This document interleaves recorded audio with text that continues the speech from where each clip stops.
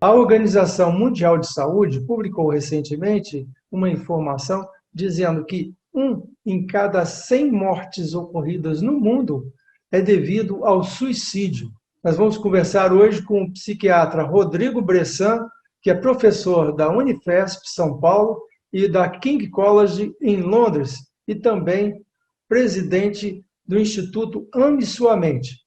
Doutor Rodrigo, muito obrigado por nos receber remotamente em sua casa para nos falar um pouco sobre esse complexo tema. Doutor Rodrigo, esse dado de 1 para 100 é alarmante, né? Quando as pessoas veem esse resultado. O que o senhor reputa a esse resultado assim tão alarmante? Almir, é um grande prazer estar aqui com você. Eu sou um grande admirador aí do teu trabalho e da TV ambiental. Sim, é alarmante. 1 a cada 100, se você pensar em todas as mortes, é alguma coisa que assusta. Mas não é tão surpreendente assim. A gente sabe que 1/4 da população mundial vai ter um transtorno mental. E o suicídio é muito comum, quase que 90%, associado a um quadro, a um transtorno mental. Transtorno mental nada mais é que um diagnóstico psiquiátrico, como depressão, transtorno bipolar e esquizofrenia. Esses três transtornos estão muito associados ao suicídio. E outras situações de vida e culturais também estão associadas ao suicídio. Essa taxa, Almir, ela não está tão diferente. Na verdade, no mundo ela vem caindo um pouquinho. Se você pegar na região do Mediterrâneo, do Pacífico, ela vem caindo. Mas o que chama mais atenção, e como você observou, aqui nas Américas ela vem crescendo. E o suicídio é multicausal, então a gente tem que ter uma abordagem mais ampla para entender o suicídio. O que acontece antigamente, ou pelo menos o senso comum acha que suicídio é uma coisa que acontece lá na Suécia, lá nos Estados Unidos, na Exatamente. Coreia, onde as pessoas não têm mais o que fazer, já atingiram todo o seu potencial. Não é verdade. O suicídio ocorre mais nos lugares onde a assistência à saúde mental é pior. Você tem situações que agravam o suicídio, sim.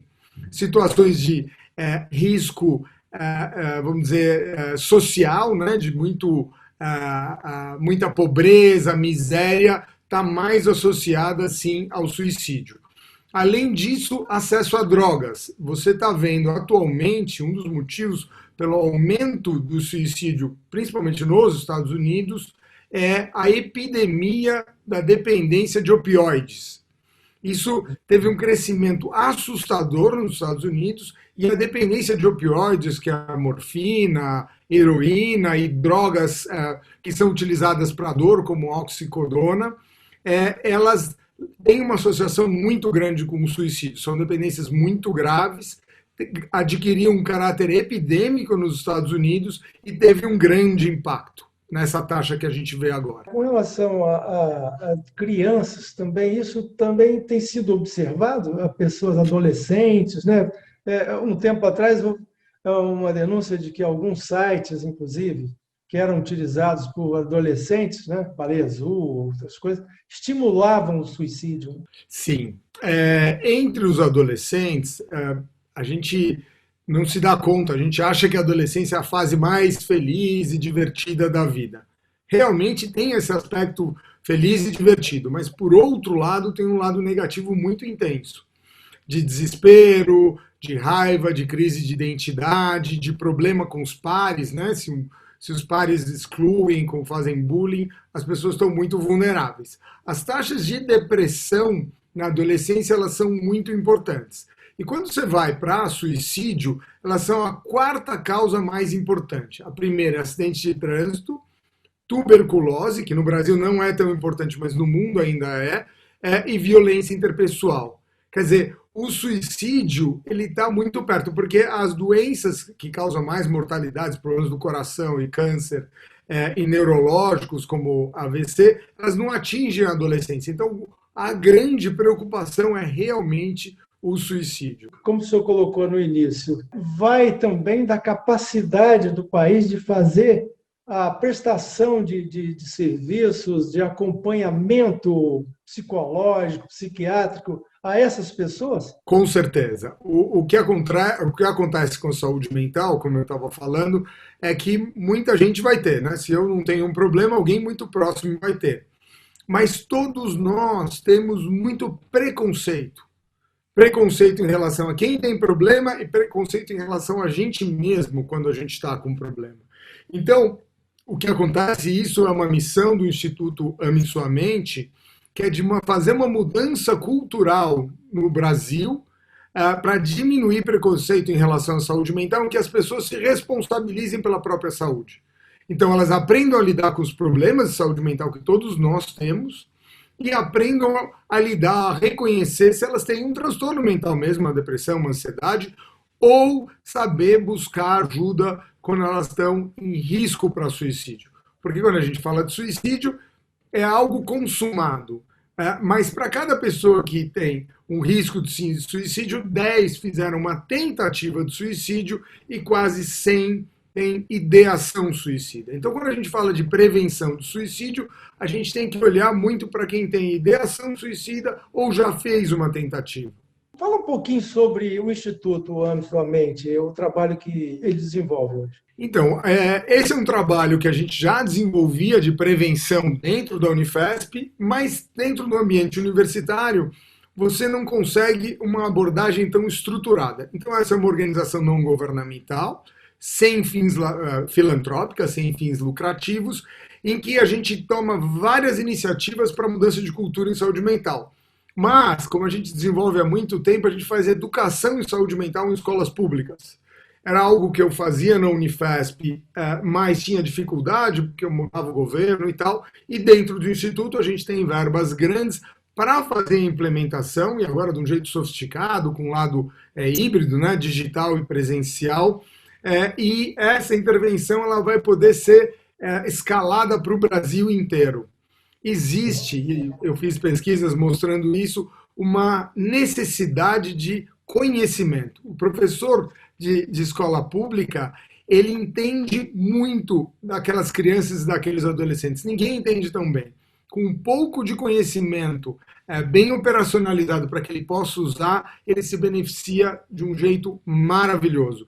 Então, a experiência que a gente tem formando professores é que eles gostam muito e utilizam na sua prática, tanto para cuidar dos alunos que têm problema, também como os problemas dos professores. Os professores são particularmente vulneráveis ao burnout, que é a exaustão, né, em saúde mental ligada ao trabalho, e também a quadros de ansiedade e depressão. Certo. Então, essa orientação ao professor, uma capacitação, a gente diria, um treinamento específico que desperta, né, essa atenção e dando uma certa indicação dos cuidados que ele deva tomar, né? Os professores, eles têm como diferenciar na sua turma, né? Porque esses alunos, eles estão uma turma heterogênea, né? Com situações psiquiátricas, psíquicas diferentes, né? Claro, Almir, mas você sabe que trabalhando com eles e fazendo pesquisa, eu percebi que eles são absolutamente geniais para entender essas crianças. A gente pode ter filho, conhecer sobrinho, mas a gente não tem uma amostragem parametrizada. E eles acompanham longitudinalmente com testes de performance, professor de música, português, matemática, e acompanham eles socialmente. Então, se tem alguém que tem sensibilidade para uma mudança de comportamento ou que destoa da regra, são esses professores. Eles mais ou menos conhecem como as pessoas funcionam.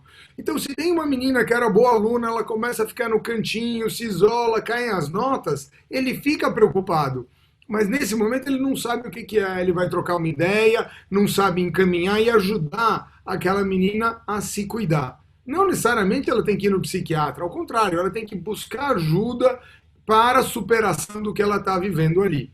E na questão do suicídio, você sabe que uma das maiores preocupações dos professores de escola pública são automutilação, né? Pessoas que fazem lesões, que machucam a própria pele, que não é uma tentativa de suicídio, mas é algo muito violento contra si próprio. e sim. tentativas de suicídio. Isso preocupa muito os professores. Então, esse é um item que a gente também capacita os professores para lidarem com isso.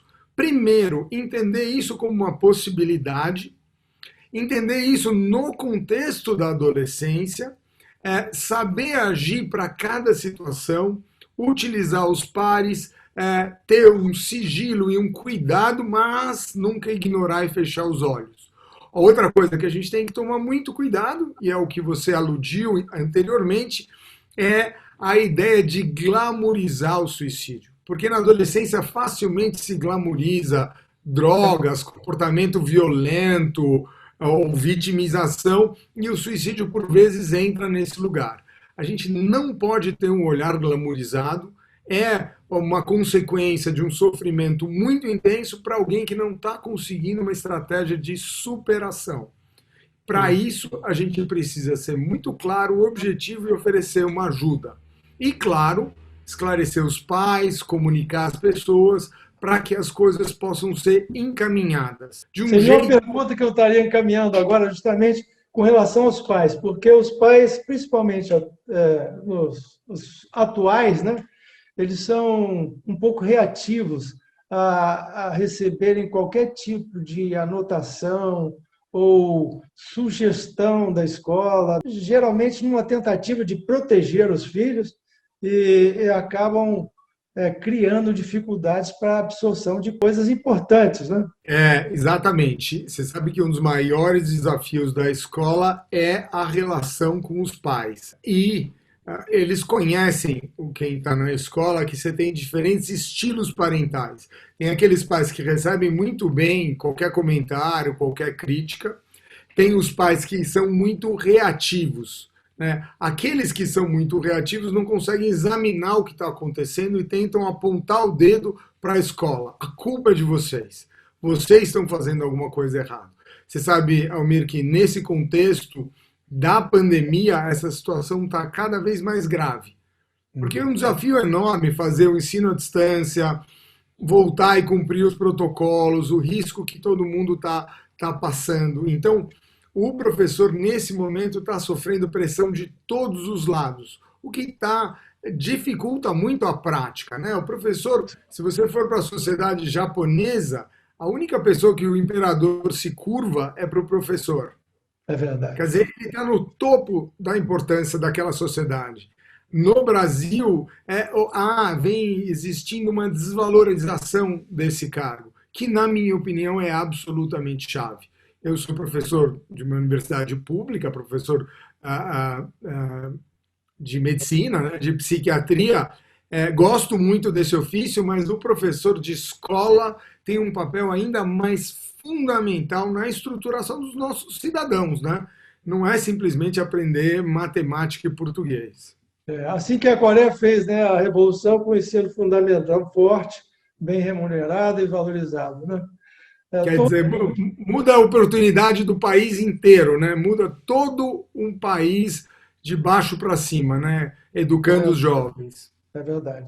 Então, Rodrigo, o fator pandemia, só para a gente estar concluindo nossa entrevista, eu gostaria demais de a gente prolongar e a gente ter outras oportunidades futuramente.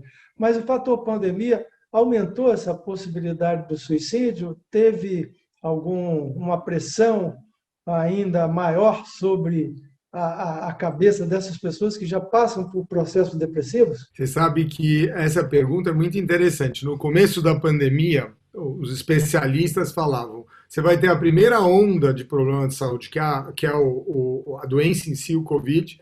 A segunda onda, que são as consequências do Covid, a insuficiência renal, problemas de memória e tal. A terceira são aqueles caras que têm câncer, problema cardíaco, outras coisas, e não foram atendidos por causa do isolamento. E a quarta seria uma incidência aumentada de depressão, ansiedade e outros quadros. Houve sim um aumento de sintomas depressivos e ansiosos, mas não um aumento da doença em si. O que significa Interessante. isso? Que a sociedade, as pessoas tiveram um grande sofrimento, mas não necessariamente ficaram doentes. Para você ter uma doença, você precisa de uma predisposição genética também, não é só o ambiente.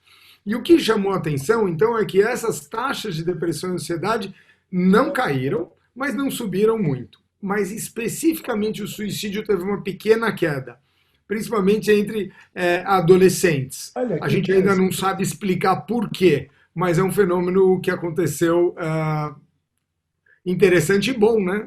É uma coisa Sem legal. dúvida, pelo menos algumas notícias boas, né? Além de outras, né, do retorno ao novo normal aí que a gente está vendo acontecer, né? Uma recomendação, eu diria assim, para os governos, para as pessoas, para os pais, né, para identificarem algum aspecto que possa ser evitado um impulso suicida.